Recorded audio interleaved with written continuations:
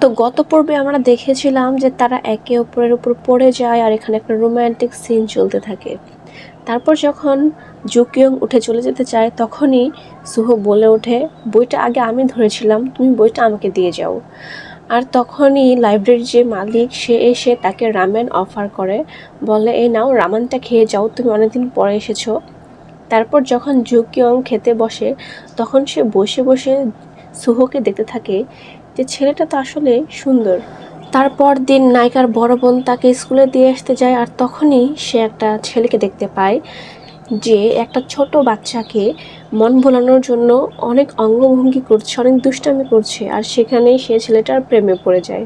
আর এই ছেলেটা হচ্ছে আর কেউ নয়, জুকিয়ং অর্থাৎ তার ছোট বোনের টিচার। আর ওই দিন ক্লাস শেষে নায়িকা চলে যায় শপিং মলে কসমেটিক্স কেনার জন্য। আর ঠিক তখনই সে দেখতে পায় তার আগের স্কুলের সেই বদমাশ মেয়েগুলোকে, যারা তাকে বিভিন্নভাবে হ্যারাস করতো, বুলি করতো। আর এটা দেখে নায়িকার মন খারাপ হয়ে যায় আর নায়িকা সেখান থেকে দৌড়ে পালায়। দৌড়ে পালানোর সময় একটা ছেলের সাথে তার দেখা হয়ে যায় আর ছেলে তার হেলমেটটি তার হাতে ধরিয়ে দিয়ে দৌড়ে পালায়, কারণ ছেলেটির পিছনে অনেকগুলি গুন্ডা লেগেছিল। আর এই ছেলেটি কেউ না, আমাদের সেকেন্ড নায়ক, সেকেন্ড লিড। আর তখনই নায়িকা উপায় না পেয়ে তার হেলমেটটি নিয়ে চলে আসে। তারপর ওই দিন রাত্রেবেলা সে লাইব্রেরিতে যায়। লাইব্রেরিতে গিয়ে সে আগে খোঁজ নেয় নায়ক আছে কিনা, আর নায়ক না থাকায় সে ঢুকে পড়ে লাইব্রেরিতে। কিন্তু একটু পরে নায়ক চলে আসে আর সে এখানে আবারও নায়কের কোলে পড়ে যায় বই নিতে গিয়ে। আর তখন নায়ক ভাবতে থাকে এই মেয়েটি কি সেই মেয়েটি যেদিন আমি ওকে বাঁচিয়েছিলাম, কিন্তু নায়ক বুঝতে পারে না। আর নায়িকা ভাবে যে নায়ক হয়তো বা তাকে চিনে নিয়েছে, যার জন্য নায়িকা একটি এগ্রিমেন্ট সই করায় নায়ককে দিয়ে যে সে যদি তার সিক্রেট কাউকে না বলে তাহলে সে তাকে তার প্রিয় কমিক বুকটি দেবে। আর এখানে খাওয়ার সময় একটি ফানি সিন চলে, নায়িকার নাকের মধ্যে রামেন ঢুকে যায় আর নায়িকা নায়ককে বলে প্লিজ তুমি তাকিও না, অন্যদিকে তাকাও। কিন্তু নায়ক তাকিয়ে দেখতে থাকে আর বলতে থাকে এখনো আসেনি, এখনো বেজে আছে, তুমি টান দিয়ে নিয়ে আসো। আর লাইব্রেরি থেকে যাওয়ার সময় নায়িকা নায়ককে একটি কার্ড দেয়, কারণ ওই দিন নায়কের জন্মদিন ছিল, সেই হিসেবে তাদের মধ্যে মোটামুটি একটি ভালো বন্ধুত্ব তৈরি হয়ে যায় ওই দিন। তারপর দিন সকালবেলা নায়িকা নায়কের ওই জ্যাকেটটি নেয় আর ওই কমিক বুকটি নেয়, নিয়ে স্কুলে চলে যায় আর নায়ককে বলে তুমি ছাদের উপর আসো। তখন নায়ক অবাক হয়ে যায়, এই মেয়েটির সমস্যা কি, মেয়েটি আমাকে এভাবে বলছে কেন। তো তখন নায়ক খুব রেগে যায় আর রেগে ছাদের উপর গিয়ে বলে তুমি যতই আমার সাথে লাইন মারার চেষ্টা করো কোনো লাভ হবে না।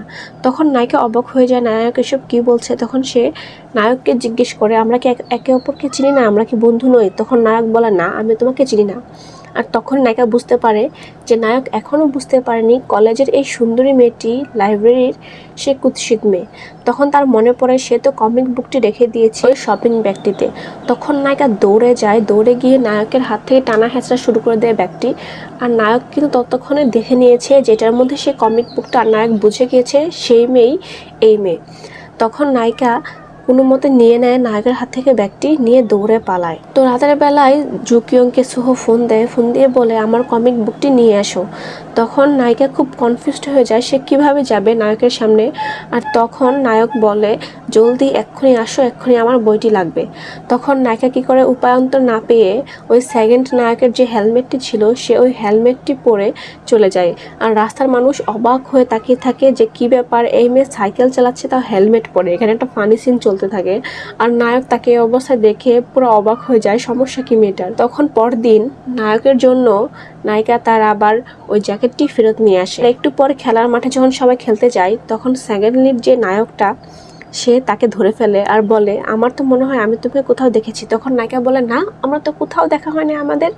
তখন নায়ক বলে মিথ্যা কথা বলো না, তোমার কাছে আমার হেলমেটটি। পর নায়িকা বলে সরি, আমি আগামীকালকে তোমার হেলমেটটি এনে দেবো। আর এখানে আবার একটা ফানি সিন চলে, নায়িকা যাওয়ার সময় পড়ে যায় আর আসল নায়ক যে মানে সুহো সে তার উপর দিয়ে চলে যায়। তারপর দিন তাদের ক্লাসে একজোড়া কাপলের অ্যানিভার্সারি পার্টি চলতে থাকে আর ঠিক তখনই ভুলে কেক এসে নায়িকার মুখে পড়ে যায়। আর তখন সবাই অবাক হয়ে যায় কি ব্যাপার, জুকিংয়ের সাথে এটা কী হলো। কিন্তু নায়িকার তো আসল টেনশন এই যে এখন তো তার মেকআপ উঠে যাবে আর সবাই তার কুৎসিত চেহারা দেখে ফেলবে। তো নায়িকা দৌড়ে পালায় ক্লাস থেকে ওয়াশরুমে যাওয়ার জন্য। আর এখানে অনেকটা ফানি সিন চলতে থাকে যেখানে সে সবাইকে উড়িয়ে চলে যায়। আর ঠিক তখনই নায়ক এসে নায়িকাকে প্রোটেক্ট করে, তার জ্যাকেট দিয়ে নায়িকার মুখ আড়াল করে নেয়, কারণ সে জানে এই মেয়েটি সেই মেয়েটি, ওই লাইব্রেরির কুৎসিত মেয়ে। আর তখন নায়িকা অবাক হয়ে তাকিয়ে থাকে নায়কের দিকে, আর এদিকে যে সেকেন্ড নায়িকা সেও অবাক হয়ে তাদের দিকে তাকিয়ে থাকে। আর ওরা যাওয়ার পথে দেখা হয়ে যায় সেকেন্ড নায়কের সাথে, আর সেও অবাক হয়ে ওদের দিকে তাকিয়ে থাকে। পুরো কলেজ অবাক, এখানে কি হচ্ছে, হোয়াটস হ্যাপেনিং।